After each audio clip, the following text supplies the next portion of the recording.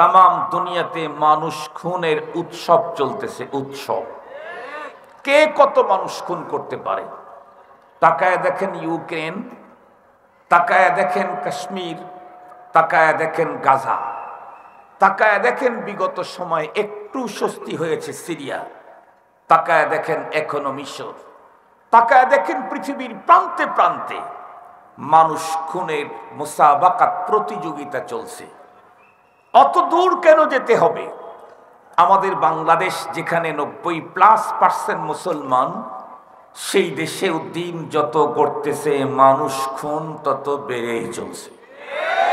দেখেন না পেপার পত্রিকা, সোশ্যাল মিডিয়ায়, ব্রিফকেসের ভিতরে লাশ, ফ্রিজের ভিতরে লাশ, ড্রেনের ভিতরে লাশ, পলিথিনের ভিতরে 7 টুকরা লাশের 7 টুকরা, কচু ক্ষেতের ভিতরে লাশ, আখ ক্ষেতের ভিতরে লাশ, নিজ ঘরের ভিতরে লোক খুন হয়ে আছে। একেবারে নর্মাল একটা বিষয় নিয়ে মানুষ খুন, 1 বিঘা জায়গা নিয়ে মানুষ খুন, স্বামী কর্তৃক স্ত্রী হত্যা, স্ত্রী কর্তৃক স্বামী হত্যা, ভাই ভাই খুন, ছেলে বাবাকে খুন, এমনকি একই দলের লোক তার নিজের দলের লোককে খুন। শুধু কি তাই, আরো চূড়ান্ত ভয়ঙ্কর জঘন্যতম অবস্থা, বলতে লজ্জা করে।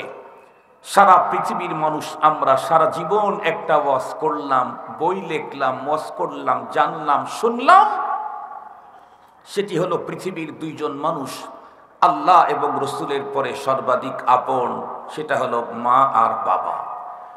এ কারণেই তো আজকেও এই পৃথিবীতে আমার দেশে হাজার হাজার এমন মা আছে যেই মায়ের মাত্র একটা বাচ্চা জন্মের পরে তার স্বামী মারা গেছেন, উনি ওনার জীবন যৌবন টোটালটা শুধু সন্তানের কল্যাণেই ব্যয় করলেন, জীবনে আর বিয়ে পর্যন্ত করলেন না। এরকম মা আছে না? কিন্তু এখন কি শুনতে পাই, মা তার যেই সন্তানকে বড় কষ্ট করে নিজের পেটে 9-10 মাস বহন করলেন, জীবন মরণের সন্ধিক্ষণে দাঁড়িয়ে যেই মা তার সন্তানটাকে প্রসব করলেন, যেই সন্তানকে নিজের বুকের দুধ পান করালেন, আজকে অনেক মাই পরকীয়ার কারণে সন্তান বলি হয়ে যাচ্ছে। কথা বলেন। তাহলে আপন দলের কাছে যদি স্বদলীয় লোকের নিরাপত্তা না থাকে, মায়ের কোলেও যদি সন্তানের জীবন নিরাপদ না থাকে, তাহলে এ পৃথিবীতে মানুষের জীবনের নিরাপত্তা কোথায়? শুধু কি তাই, এর চাইতেও ভয়ঙ্কর। সারা জীবন আমরা দেখলাম কি, বললাম কি, আর শুনলাম কি? আমাদের বাংলাদেশের একটা জায়গা তামাম দুনিয়ার অনেক মানুষ চেনে, সেটি হলো টঙ্গীর ময়দান। তুরাগ নদীর তীরের ওই মাঠের প্রতি তামাম দেশের মানুষের সিরিয়াস দুর্বলতা। রাজনৈতিক পরিচয় যার যেটাই হোক, বিগত দিনগুলিতে আমরা দেখেছি 3 দিনের ইস্তেমার শেষ মুহূর্তে দোয়ার আগে রাষ্ট্রপ্রধান থেকে শুরু করে বিরোধী দলের প্রধান থেকে শুরু করে প্রত্যেকেই তাদের কার্যালয় ত্যাগ করে নির্ধারিত এরিয়াতে এসে এইখানে দোয়াতে সামিল হতেন, কারণ এই জামাতের প্রতি এক অস্বাভাবিক দুর্বলতা, উন্নত আকীদা আর বিশ্বাস। অথচ সেই জায়গাটাও আজকে নিরীহ দায়ীদের রক্তে রঙিন করা হয়ে গেল। আলহামদুলিল্লাহ, আজ 10 জানুয়ারি 2025 ইংরেজি জুমাবার। জামিয়াতুল কোরআন ওয়াস সুন্নাহ ইস্তাফিল কমপ্লেক্সের উদ্যোগে হাফেজ ছাত্রদের পাগড়ি প্রদান উপলক্ষে আয়োজিত 2 দিনব্যাপী ঐতিহাসিক ইসলামী মহাসম্মেলনের আখিরি দিনের সদরে ইজলাস সম্মানিত সভাপতি মুআজ্জাজ হযরত বুজুর্গ উলামায়ে কেরাম, বিভিন্ন দিন মাদারিস থেকে আগত আজিজ তালাবা, বিভিন্ন অঞ্চল থেকে সমাগত সম্মানিত সুধী, সর্বপ্রথম মহান আল্লাহ পাকের দরবারে আলিশানে লাখ কোটি শুকর যে রব্বে করিম বড় দয়া করে মায়া করে আমাদের হায়াতকে দীর্ঘায়িত করে আজকের এই মুহূর্ত পর্যন্ত সুস্থ সবল রেখে দুনিয়ার হাজারো ব্যস্ততাকে পিছনে ফেলে রেখে দ্বীনের নিসবতে, কোরআনে পাকের মহাব্বতে, দ্বীনি ইদারার চৌহদ্দির মাঝে জান্নাতি পরিবেশে আহলুল্লাহদের সাহবতে আমাদেরকে উপস্থিত হওয়ার সুযোগ দিয়েছেন। এই জন্য দিল থেকে মহান সত্তার শুকরিয়া আদায় করছি। মহাব্বত আকিদাতের সাথে সকলেই পড়ে নেই আলহামদুলিল্লাহ। মুহতারাম হাজিরিন, আসলে মৌলানা বয়ান করতেছিলেন, অনেক চমৎকার কণ্ঠ, সুন্দর আলোচনাও ভালো। আমি মাঝখানে এসে একটু ডিস্টার্ব করে ফেললাম এবং আমার এই খুব বেশি সময় দেওয়ার মতো সুযোগও আমার হাতে নেই। একেবারে অল্প টাইম কি কথা বলবো ভাবতেছিলাম। আসলে এত অল্প টাইমে অনেক সময় জেহেনের ভিতরে আলোচনার বিষয়বস্তু হাজির থাকে না, আসে না। পরে আস্তে আস্তে দিলের ভিতরে একটা দাইয়া পয়দা হলো, বিশেষ করে মৌলানার শেষের কথা, যেটা ওয়াজ বন্ধ করার পরে যে শুরু করছিলেন যে কথাটা, সেখান থেকে চিন্তা করলাম যে ওর সাথে মিলিয়ে আমি দুইটা কথা বলি। তাহলে ওনারটাও পুরাপুরি হলো না, আমারটাও পুরাপুরি হলো না, অর্ধেক অর্ধেক মিলে তো পুরা হয়ে যাবে। এজন্য ওনার কথা থেকেই আমার আজকের এই আলোচনা। উনি যেই কথাটা শেষের দিকে বলতেছিলেন সেটি হলো, পৃথিবীর একজন মা, পৃথিবীর একজন বাবা সন্তানকে সৃষ্টি করে নাই, লালন করেছে, জন্ম দিয়েছে। তাতেই যদি তার প্রতি এত মায়া হয়, তাহলে যে রব কোনো কিছু ছাড়া সব নিজের পক্ষ থেকে দিয়ে তৈরি করলেন। মানুষের তো কোনো কিছুই ছিল না। হাল আতা আলাল ইনসানি হিনুম মিনাদ দাহর লাম ইয়াকুন শাইআম মাযকুর, কোনো কিছুই ছিল না। সেখান থেকে সব কিছু দিয়ে একেবারে মাথার উপরের চুল থেকে পায়ের তালুর নিচের চামড়া পর্যন্ত টোটালটি সব কার দেয়া? আল্লাহর দেয়া। তাহলে এই আল্লাহ পাকের অন্তরে একজন মানুষের প্রতি মায়া কি পরিমাণ, এই কথাটাকে নিয়েই আমার আজকে সূরা নিসার 92-93 নম্বর আয়াতের তর্জমাটা আপনাদেরকে শোনায় দেব। মূলত 92-93 নম্বর আয়াত সূরা নিসাতে আল্লাহ তাআলা কোনো মুমিনকে হত্যা করলে তার ব্যাপারে আল্লাহ তাআলা স্পষ্ট বার্তা জানায় দিয়েছেন।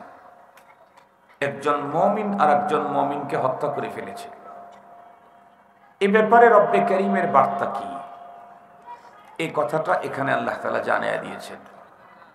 ওই কথাটা গভীরভাবে উপলব্ধি করতে চাইলে আমাদেরকে ছোট্ট একটা ভূমিকা হলেও বুঝতে হবে।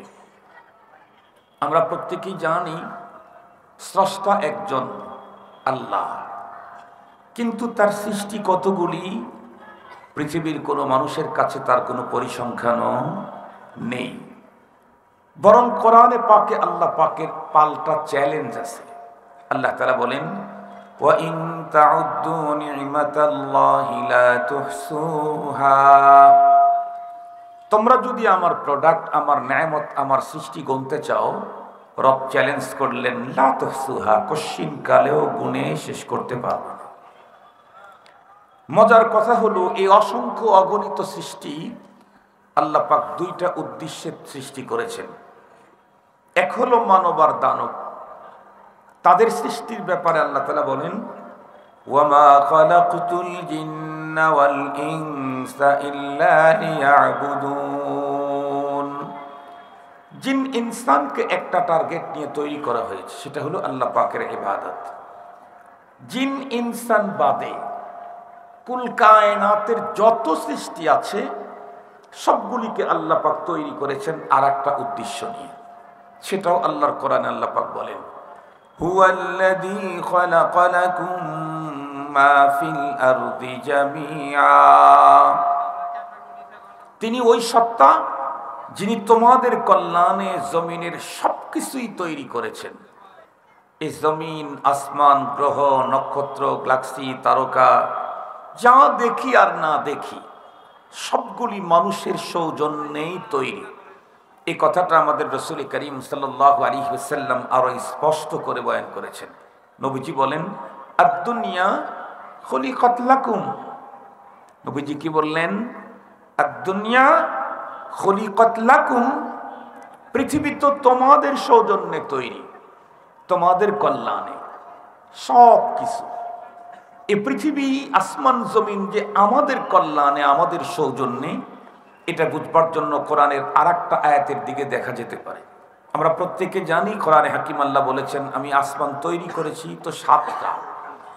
7 আসমানের মধ্যে সবচেয়ে শ্রেষ্ঠতম আসমান কোনটা? যে আসমানের উপরে আল্লাহ পাকের আরশ, সে হলো সকল আসমানের মধ্যে সবচেয়ে শ্রেষ্ঠতম আসমান।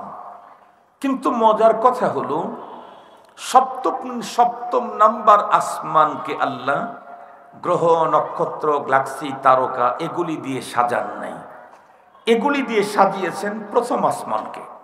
কোরআনে হাকিম আল্লাহ তাআলা বলেন, ওয়ালাকাদ যায়্যানাস সামাআদ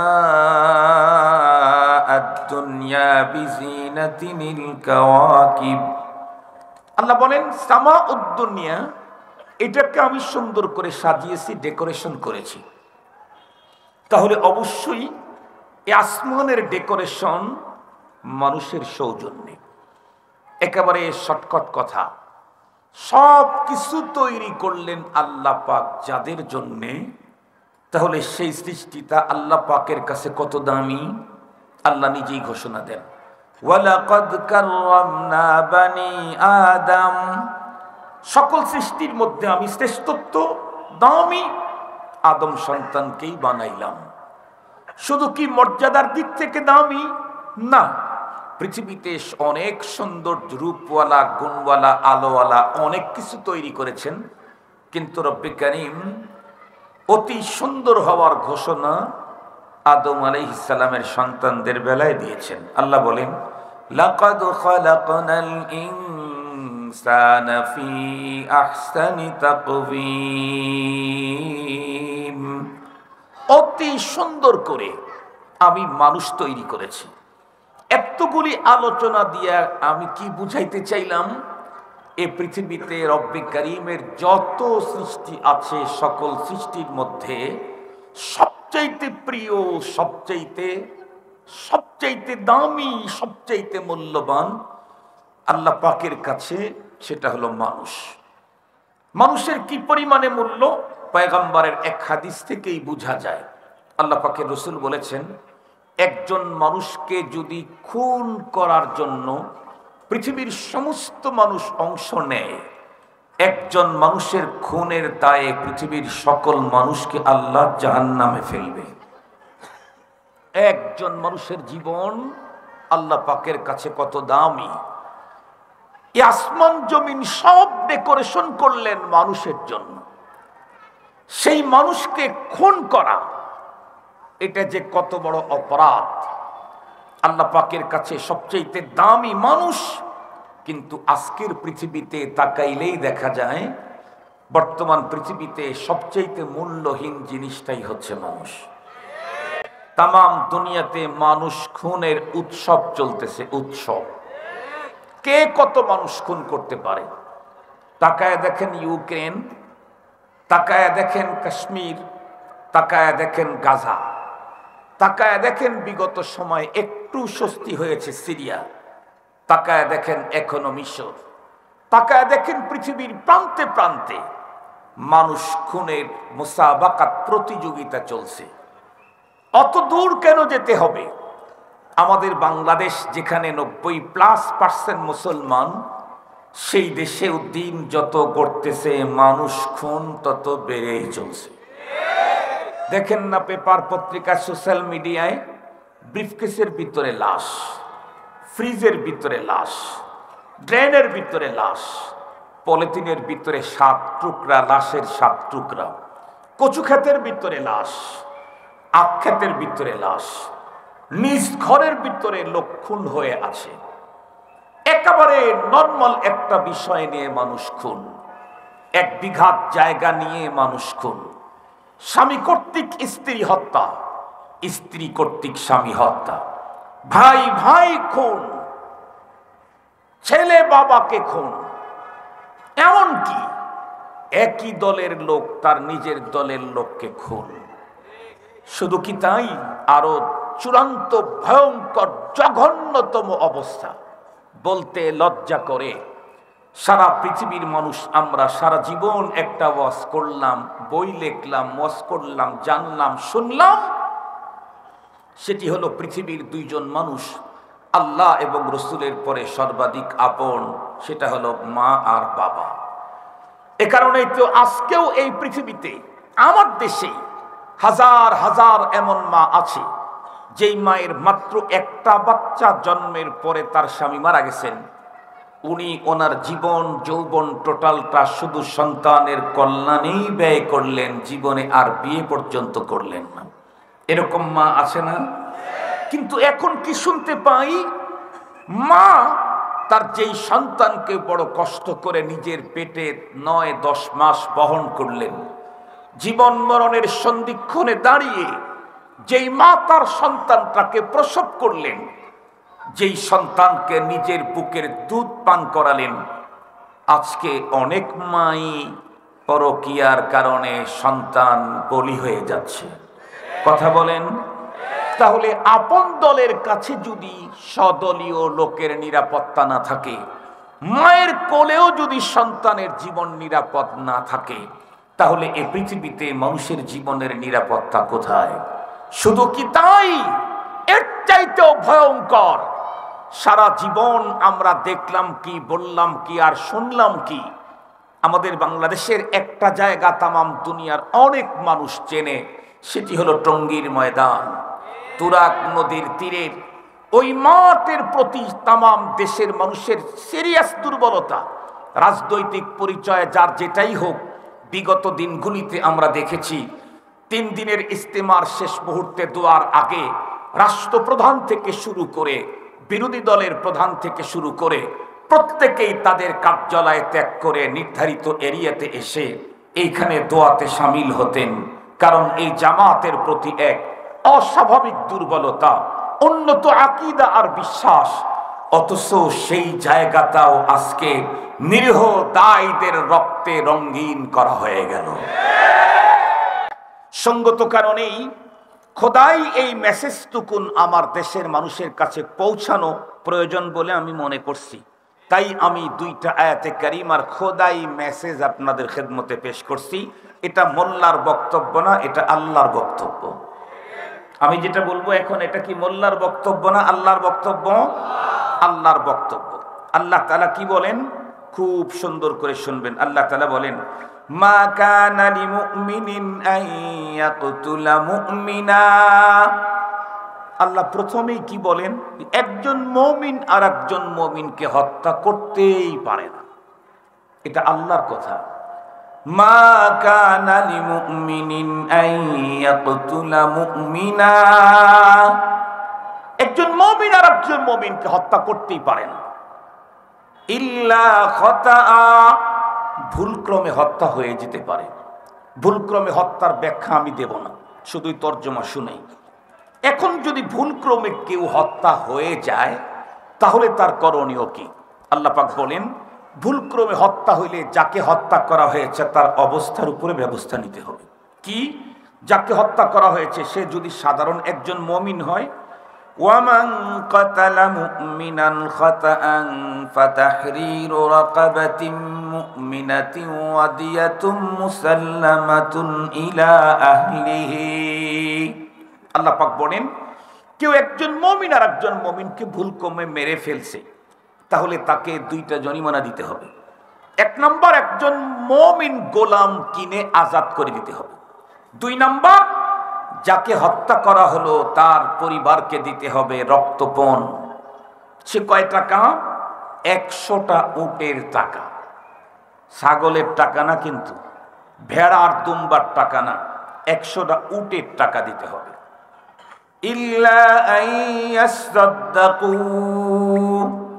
হ্যাঁ, আউলিয়ায়ে মাকতুলিন তারা যদি বলে যে তুমি তো ইচ্ছা করে মারো নাই, হঠাৎ করে মারা পড়ে গেছে, আমাদেরকে রক্তপণ দিতে হবে না, তাহলে এই রক্তপণ থেকে মুক্তি পাবে, কিন্তু গোলাম আজাদ করতেই হবে। فَإِنْ كَانَ مِنْ قَوْمٍ عَدُوٍّ لَكُمْ وَهُوَ مُؤْمِنٌ فَتَحْرِيرُ رَقَبَةٍ مُؤْمِنَةٍ, যাকে হত্যা করা হয়েছে লোকটা মুমিন, কিন্তু লোকটা হলো এমন এক গ্রুপের যেই গ্রুপের সাথে আমাদের সিরিয়াস শত্রুতা। এমনটি যদি হয়, আল্লাহ বলেন সেই ক্ষেত্রে রক্তপণ দিতে হবে না, কিন্তু এর জন্য একজন মুসলিম গোলাম কিনে আজাদ করতেই হবে।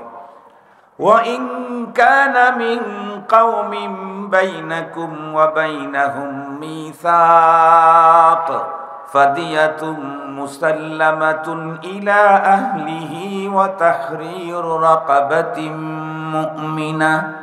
যে লোকটা ভুলে হত্যা হলো, এই লোকটা অন্য পক্ষের, শত্রু পক্ষের, কিন্তু তাদের সাথে আমাদের সমঝোতা আছে, তাদের সাথে আমাদের চুক্তি হয়েছে, সেই গ্রুপের একটা মুমিন মানুষ মারা পড়ছে, তাহলে সেই ক্ষেত্রে এখন দুইটাই জরিমানা। একজন মুমিন গোলাম আজাদ করতে হবে এবং রক্তপণ দিতে হবে। এখন কথা, হুজুর গোলাম তো আজাদ করব, কিন্তু গোলাম বান্দি তো পাওয়া যায় না। আল্লাহ পাক বলেন, ফাইন লাম ইয়াজিদ ফাসিয়ামু শাহরাইনি মুতাতাবিআইন। যদি না পাওয়া যায় গোলাম, তাহলে হত্যাকারীকে 2 মাস লাগাতার রোজা রাখতে হবে। 2 মাস রোজা রাখতে গিয়া 55 দিনের বেলায় গিয়ে একটা ভেঙে ফেলছে, তাহলে আবার নতুন করে 2 মাস। দ্বিতীয়বারে 57 দিনে গিয়ে আর একটা ভেঙে ফেলছে, তাহলে নতুন করে আবার 2 মাস। তৃতীয়বারে 58 দিনে রোজা ভেঙে ফেলছে, তাহলে নতুন করে আবার 2 মাস। কমপ্লিটলি 2 মাস না হওয়া পর্যন্ত, মৃত্যুর আগ পর্যন্ত যদি এভাবে চলতে থাকে, ওকে রোজা রাখতেই হবে। এখন আল্লাহ পাক কি বলেন, তাওবাতাম মিনাল্লাহ। আল্লাহ বলেন এই অপরাধের এটাই তওবা। মানুষ খুন যে অপরাধ, সেই অপরাধের তওবা যেটা এখন বর্ণনা করা হলো সেটা। তার মানে বোঝা গেল সব অপরাধ আস্তাগফিরুল্লাহ দিয়া ক্ষমা হবে না। সব অপরাধ ইস্তেগফার করলে ক্ষমা হবে না। কেউ কাউকে ভুলে হত্যা করছে, গোলাম আজাদ করবে না, রক্তপণ দেবে না, ওই টাকা ব্যয় করে মক্কায় গিয়ে এতেকাফ করবে, টাকা টুকা পয়সা টয়সা দিয়ে হাতিমে কাবার ভিতরে, এর কারণে তার নেকি হবে, এর কারণে ইস্তেগফারের নেকি হবে। কিন্তু এই অপরাধ মোচন হবে না। এই অপরাধের তওবা যেটা বর্ণনা করা হয়েছে, আল্লাহ আরো কি বলেন, ওয়া কানাল্লাহু আলিমান হাকীমা। আল্লাহ সর্বজ্ঞ, প্রজ্ঞাময়, হিকমতওয়ালা।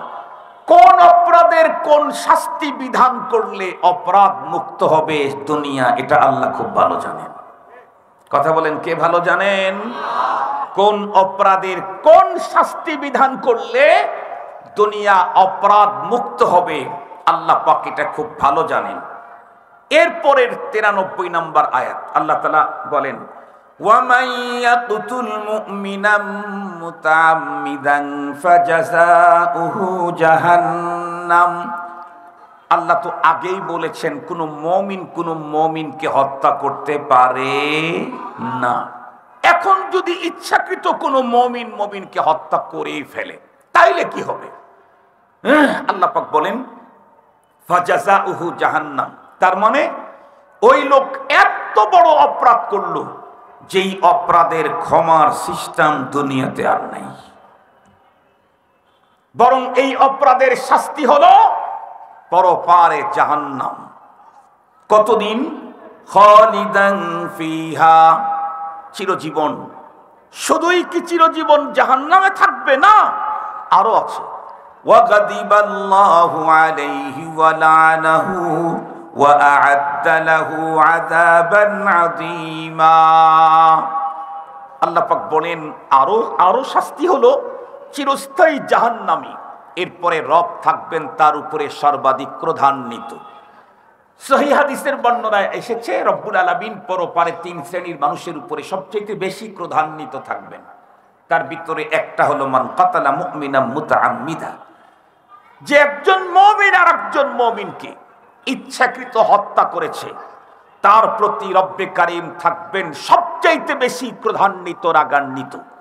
এরপরে তার উপরে আল্লাহ পাকের লানত আর উন্নত শাস্তি তাদের জন্য রেডি করে রাখা হয়েছে। এখন একটা জিজ্ঞাসা আপনারা আমাকে করতে পারেন, হুজুর তাহলে কোনো মুমিন যদি আর একজন মুমিনকে ইচ্ছাকৃত হত্যা করেই ফেলে, যেমন স্বামী স্ত্রীকে মেরে ফেলেছে, স্ত্রী স্বামীকে মেরে ফেলেছে, ভাই ভাইকে হত্যা করে ফেলেছে, রাজনৈতিক প্রতিহিংসার কারণে একজন আর একজনকে ইচ্ছাকৃত হত্যা করে ফেলেছে, অথবা আয়না ঘরে নিয়ে হত্যা করেছে ইচ্ছাকৃত, অথবা ক্রস ফায়ারের নামে ইচ্ছাকৃত হত্যা করেছে, অথবা রিমান্ডে এক্সেস শাস্তি দিতে গিয়া হত্যা করে ফেলেছে। এই যে কোনো পদ্ধতিতে হোক, অথবা টঙ্গীর ময়দানে রাত্রি ৩টার সময় ছুরি ঢুকায় হত্যা করে ফেলেছে, যে কোনো পদ্ধতিতেই হোক, ইচ্ছাকৃত একজন মুমিন আর একজন মুমিনকে যদি হত্যা করে, তাহলে এর ব্যাপারে আসল ফতুয়াটা কি? তো আমি বলবো, এই জটিল মাসআলার ফতুয়া আব্দুল বাসেত খান তার বাবার দেওয়ারও অধিকার নেই, সে সক্ষমতাও নাই। এই ব্যাপারে আমরা জিজ্ঞেস করতে পারি খায়রুল কুরুনে, যাদেরকে আল্লাহ তাআলা আমাদেরকে ফলো করে চলতে বলেছেন কোরআনে, সে হলো সাহাবায়ে কেরাম। আল্লাহর কোরআনে আল্লাহ বলেন, ওয়াল্লাযীনা ইত্তাবাউহুম বিইহসান রাদিয়াল্লাহু আনহুম ওয়া রাদু আন ওয়া আ'আদ্দা লাহুম জান্নাত। সাহাবায়ে কেরামদেরকে যারা অনুকরণ করে চলবে সঠিক পদ্ধতিতে, রব বলেন আমি তাদের উপরেও রাজি খুশি, তাদের জন্য জান্নাত রেডি। তাহলে সাহাবীদেরকে জিজ্ঞেস করি, তাদের কাছ থেকে ফতোয়া নেই তো কোন সাহাবীকে জিজ্ঞেস করবো, যেহেতু কোরআনের আয়াত? তাহলে সমস্ত সাহাবীদের ভিতরে কোরআনের তাফসীরের সবচাইতে বড় যিনি ছিলেন, রাসের ইসফি ইলমি তাফসীর, হযরত আব্দুল্লাহ ইবনে আব্বাস রাদিয়াল্লাহু তাআলা আনহু, তাকেই জিজ্ঞেস করি। উনি তাফসীর জগতের দুনিয়ার ভিতরে সবচাইতে শ্রেষ্ঠ। সাহাবীদের যুগেও ওনার চাইতে বড় কোনো মুফাসসির সাহাবীদের যুগেও ছিল না। হযরত ইবনে মাসউদ রাদিয়াল্লাহু তাআলা আনহুকে আপনার আমার জিজ্ঞেস করা লাগবে না, ওনাকে একজন সাহাবী সম্ভবত জিজ্ঞেস করেছিলেন, অথবা তাবেঈ জিজ্ঞেস করলেন, ইবনে আব্বাস আপনি বলেন তো দেখি, একজন মুমিন যদি আরেকজন মুমিনকে ইচ্ছাকৃত হত্যা করে ফেলে, তাহলে তার জন্য কি হবে? উনি তখন কোরআন শরীফের এই আয়াতটা তেলাওয়াত করে শোনায় দিলেন, ওয়ামান ইয়াকতুল মুমিনা মুতাআম্মিদান ফাজাযাউহু জাহান্নাম খালিদান ফিহা ওয়া গাদিবাল্লাহু আলাইহি ওয়া লা'নাহু ওয়া আ'আদ্দা লাহু আযাবান আযীমা। এই আয়াত যখন শোনায় দিলেন, প্রশ্নকারী আবার জিজ্ঞাসা করলেন, ওয়া ইন তাবা ওয়া আসলাহা ওয়া আমালা আমিলান সাফ, তাহলে এটাই কি 100 সিদ্ধান্ত? উনি তখন উত্তর করলেন, এটাই চূড়ান্ত সিদ্ধান্ত, কারণ এই আয়াত নাজিল হওয়ার পরে এই আয়াতটাকে মনসুখ করার মতো আর কোন কোরআনের আয়াত নাজিল হয় না। আমি শুধু একটা বার্তাই বলতে চাই, যত দূর পর্যন্ত মাইকের আওয়াজ যায়, প্রত্যেককে বলবো, দোস্ত আমার স্ত্রী যদি আমার কাছে চয়েস না হয়, শরীয়ত তালাক দেওয়ার সিস্টেম দিয়েছে, তালাক দিয়ে দেন। হত্যা করতে হবে কেন? স্বামীকে যদি তোমার চয়েস না হয় ডিভোর্স দিয়ে দাও, হত্যা করতে হবে কেন? ভাই ভাইয়ের উপরে যদি বেশি রাগ হয়, প্রয়োজনে ওকে এলাকার থেকে দেশ ছাড়া করে দাও, হত্যা করতে হবে কেন? যদি এক বন্ধুরা আমার, একজন নেতা আর একজনের নেতাকে সইতেই যদি না পারে, তাহলে প্রয়োজনে তার আপনজনদেরকে ডেকে বলো, ওকে আমার চোখের আড়ালে যেতে বলো, নাইলে কিন্তু দুনিয়াতে আমি রাখবো না, প্রয়োজনে দেশ থেকে বের করে দাও, কিন্তু হত্যা করতে হবে কেন? একজন মানুষকে হত্যা করবে, মনে রাখতে হবে এই পৃথিবীর কোনো একজন মানুষ যদি আর একজন মানুষকে খুন করেছে, পরবর্তী লোকটা যদি ধরা খায়, এরপরে লোকটাকে যখন আদালতে উঠানো হলো, এরপরে আসামি আদালতে গিয়া দেখতেছে, বন্ধুরা আমার খুনের বিচার করার জন্য বিচারপতি যিনি, উনি তো খুন হওয়া লোকটার বাবা। খুন হওয়া লোকটার বাবাই যদি আদালতের বিচারপতি হয়, তাহলে সেই খুনির জন্য যেই জাতীয় ফয়সালা হতে পারে, আমি যে আল্লাহর বান্দাকে হত্যা করলাম, আল্লাহর বান্দিকে হত্যা করলাম, এরপরে আমি আল্লাহর আদালতে যখন দাঁড়াবো, যার বান্দাকে নির্মমভাবে অপরাধবিহীন হত্যা করেছি, তার সামনে দাঁড়ায়েই তো আমার বিচার নিতে হবে। অবস্থাটা কত ভয়ঙ্কর হবে। এখন একটা কথা 2 মিনিটে বলে শেষ করে দিই, তাহলে এটাই কি ফাইনাল সিদ্ধান্ত? এটা ইবনে আব্বাস রাদিয়াল্লাহু তাআলা আনহুর রায়। জমহুর উলামায়ে কেরাম বলেছেন, এই লোকের জন্য তওবার রাস্তা খোলা আছে। তখন জমহুর উলামায়ে কেরাম তাদের ব্যাপারে, তাদের কথাটাকে করার জন্য সূরা আনআমের 151 নম্বর আয়াত, সূরা ফুরকানের 68 নম্বর আয়াত, বুখারী শরীফের ভিতরে ওই হাদিস যেখানে পয়গম্বর বনি ইসরাইলের 99 নাম খুনির কথা বর্ণনা করেছেন, এগুলির কারণে বলেন এই জাতীয় অপরাধীরও তওবা আছে, তবে তওবাটা হতে হবে ওই মানের। আব্দুল্লাহ বিন বাস রহমাতুল্লাহ আলাইহিকে জিজ্ঞাসা করা হয়েছিল যে একজন লোক তওবা করলো, তারে মাফ করে দিল আল্লাহ, বুঝলাম, কিন্তু যেই লোকটা খুন হয়েছে সে আল্লাহর আদালতে যখন দাঁড়াবে তখন আল্লাহ কি করবেন? উনি তখন উত্তর করেছেন যে দেখেন, তখন এটা করবেন আল্লাহ তাআলা, ওর যা ঈমান আমলের যে পুঁজি ছিল এই পুঁজিতে ধরে নেন জান্নাতের 1000-6000 তালার 1000 তালা হয়, আরো 5000 তালা বাকি। আল্লাহ পাক তখন তার বান্দাকে ডেকে বলবো, তোমার ঈমান আমল দিয়া আমার জান্নাতের 1000 তালাটা হয়, আরো 5000 তালা বাকি আছে, তো তোমাকে আর 5000 তালা আমিও তোমাকে দিয়ে দেব, তুমি যদি একটা কাজ করো। বলে কি?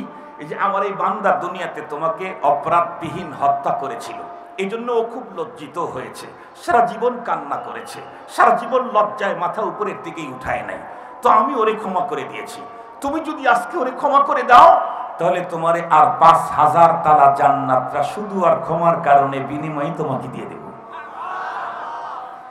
খুব ভালো করে বুঝবেন, সেই দিন যদি কেউ পেছ লাগায়া বলে যে আল্লাহ আমার 1000 তালাই থাক, করে আমি ক্ষমা করতাম না, তাইলে কি হবে? এই জন্য আসুন, মানুষ হত্যার মতো ভয়ঙ্কর অপরাধ আমরা জীবনেও করবো না ইনশাআল্লাহ। কারো প্রয়োজনে কাউকে আঘাত করো, আমি বলতেছি না জায়েজ, প্রয়োজনে কাউকে এলাকা ছাড় করায় দাও, আমি বলি নাই জায়েজ, তারপরেও না হয় এলাকার থেকে বের করে দাও, তাই বলে দুনিয়া থেকে বিদায়ী করে দেওয়ার ইখতিয়ার অধিকার। এত বড় জঘন্যতম অপরাধ করা যাবে না।